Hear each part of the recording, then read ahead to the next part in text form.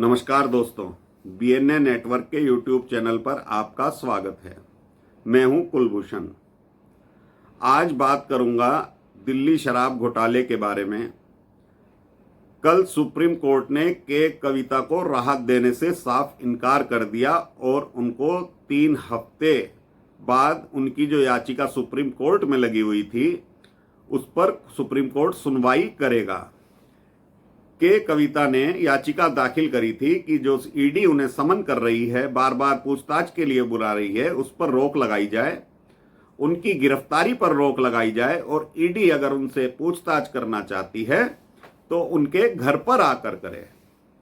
तो supreme court ने कल इस मामले की त्वरित सुनवाई करने से इनकार कर दिया और ये कहा कि जांच एजेंसी है, जांच एजेंसी के ऊपर हम अभी कुछ नहीं कह सकते। और 3 हफ्ते बाद की तारीख सुप्रीम कोर्ट ने के कविता के मामले में लगाई है। अब विषय ये उठता है कि क्या ईडी अब 3 हफ्तों के अंदर के कविता से पूछताछ करेगी, के कविता की गिरफ्तारी होगी या नहीं होगी। अगर के कविता की गिरफ्तारी होती है तो उससे आम आदमी पार्टी पर क्या असर पड़ेगा और लीकर पॉलिसी घोटाले में क्या फर्क पड़ने वाला है। बुच्ची बाबू जो के कविता के सीए हैं वो ईडी के सामने बयान दर्ज करा चुके हैं कि हां 100 करोड़ रुपए दक्षिण की लॉबी ने यानी कारोबारियों ने आम आदमी पार्टी को हवाला के जरिए दिए थे। ये के कविता के सीए ईडी के सामने बोल चुके हैं और 65% की भागीदारी इस कंपनी में, लीकर पॉलिसी की कंपनी में जो कारोबारी हैं उसमें के कविता की है।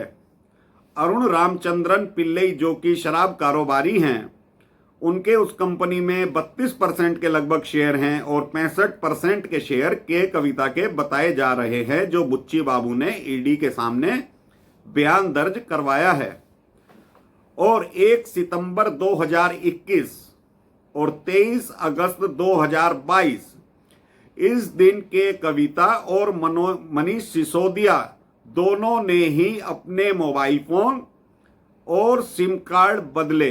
ये ईडी के पास प्रूफ आ चुका है, एविडेंस आ चुका है और ईडी और सीबीआई पहले से ये कह रही है कि लीकर पॉलिसी में जब बनाई जा रही थी तो इसमें बहुत से मोबाइल फोन का प्रयोग किया गया, बहुत से सिम कार्ड का प्रयोग किया गया जो कि मनीष सिसोदिया द्वारा नष्ट कर दिए गए हैं। पिछली बार जब के कविता ईडी के दफ्तर पहुंची थी तो 10 मोबाइल लेकर पहुंची थी जो उन्होंने बदले हुए हैं। एक टीवी चैनल पर के कविता कह चुकी हैं कि उन्हें फोन बदलने का शौक है और जब टीवी चैनल पर ही एंकर ने के कविता से पूछा कि क्या आप मनीष सिसोदिया को जानती हैं, क्या कभी उनसे मिली हैं, तो उन्होंने साफ इनकार कर दिया और ये कहा कि मुझे जो भी जवाब देना होगा मैं ईडी के सामने अपनी बात को रखूंगी।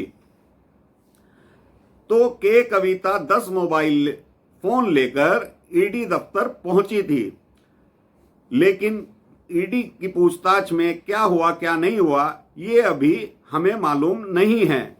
लेकिन 1 सितंबर 2021 और 23 अगस्त 2022 ये तारीख वो है जिस दिन मनीष सिसोदिया ने और के कविता ने सिम भी बदले थे और मोबाइल भी बदले थे, जो ईडी के पास एविडेंस के रूप में प्रूफ आ चुके हैं। बुच्ची बाबू के अनुसार 100 करोड़ रुपया जो आम आदमी पार्टी को दिया गया वो हवाला के जरिए दिया गया था। अब विजय नायर जो कि अरविंद केजरीवाल के खास आदमी हैं और जो दिल्ली की लीकर पॉलिसी बनी थी उसमें दक्षिण के कारोबारियों को कारोबार देने का जो फैसला हुआ था और जो उसमें मीटिंग कराई थी उसमें अहम भूमिका विजय नायर की ही थी और विजय नायर के जरिए ही 100 करोड़ रुपए का लेन देन इसमें हुआ था।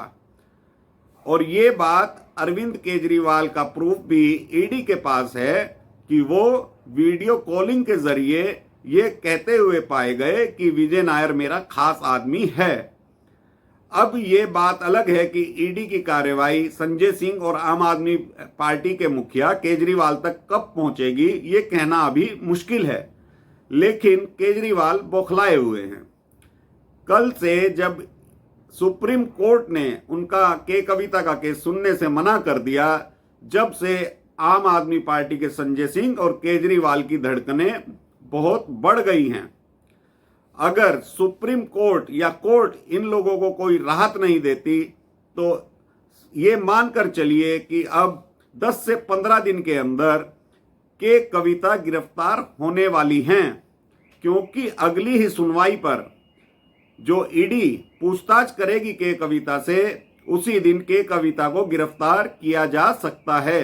क्योंकि बुच्ची बाबू और अरुण रामचंद्रन पिल्लई के जो बयान हैं वो कविता की तरफ साफ साफ इशारा कर रहे हैं कि कविता ही इसको संचालित कर रही थी। और जो भी पैसे का लेन देन हुआ है उसमें संजय सिंह भी शामिल हैं, मनीष सिसोदिया भी शामिल हैं, विजय नायर भी शामिल हैं और कविता भी शामिल हैं। जो दिल्ली सरकार के कर्मचारी या मायता सचिव हैं वो 164 के बयान में मजिस्ट्रेट के सामने जो उन्होंने बयान दिया उसमें साफ साफ ये आरोप लगाया गया कि मनीष सिसोदिया ने जो ड्राफ्ट तैयार किया था लीकर पॉलिसी का, और जो हमने उनको ड्राफ्ट तैयार करके दिया था, वो लीकर पॉलिसी बिल्कुल उससे अलग है। क्योंकि उसमें उन्होंने 5% कमीशन देने की बात करी थी, लेकिन इन लोगों ने 12% की कमीशन उसमें तय कर दी। अब उसमें कौन कौन लोग थे ये भी बुच्ची बाबू ने स्पष्ट कर दिया है। उसमें विजय नायर, मनीष सिसोदिया, सत्येंद्र जैन और अरविंद केजरीवाल शामिल थे।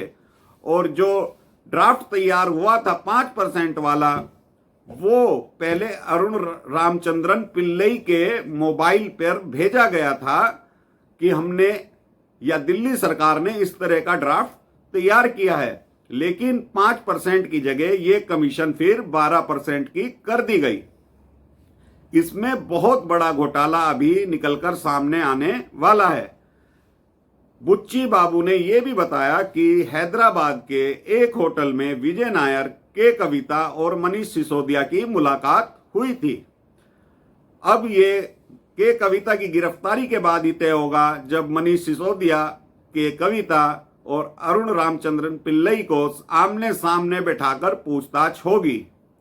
अब बहुत सारे एविडेंस ईडी और सीबीआई को मिल चुके हैं, क्योंकि जिस दिन दिल्ली के एलजी ने सीबीआई को जांच सौंपी थी कि इस घोटाले की जांच करिए, उसी दिन 22 जुलाई 2022 का दिन था। उसी दिन भी मनीष सिसोदिया ने अपना मोबाइल और सिम कार्ड बदल लिया था। उनके पीए देवेंद्र शर्मा ने अपने बयान में ये बताया है कि उसके बाद उन्होंने मेरे नाम से सिम कार्ड और मोबाइल फोन यूज किया। तो बहुत सारे एविडेंस अब सीबीआई, ईडी के पास आ चुके हैं। अब देखना यह है कि जब भी इन लोगों को आमने सामने बैठाकर पूछताछ होगी तो उसमें क्या क्या घोटाला और उजागर होता है। और कल से केजरीवाल और संजय सिंह की धड़कनें बहुत बढ़ गई हैं, क्योंकि इन दोनों को और कविता को भी विश्वास था कि महिला होने की वजह से सुप्रीम कोर्ट उन्हें राहत दे देगा। उन्होंने अपनी अर्जी में यह लिखवाया था कि वो एक महिला हैं, बार बार ईडी ऑफिस नहीं जा सकती और ईडी कहीं उन्हें गिरफ्तार ना कर ले, इस पर रोक लगाई जाए। अगर जब आप एक राजनेता हैं, एक मुख्यमंत्री की पुत्री हैं, समाज सेवा करती हैं, तो आपको किस तरह का डर है कविता, ये मेरी समझ से बाहर है। दिल्ली में आपको धरना प्रदर्शन करना होता है तो आप लोग तेलंगाना से दिल्ली पहुंच जाते हैं। अगर ईडी आपको बुलाती है तो उसमें आपको डर लगता है। अब एक घोटाला 300 करोड़ रुपए प्रति साल का दिल्ली बिजली विभाग में भी उजागर हो गया है। उसके बारे में मैं आपको अलग से वीडियो बनाकर बताऊंगा।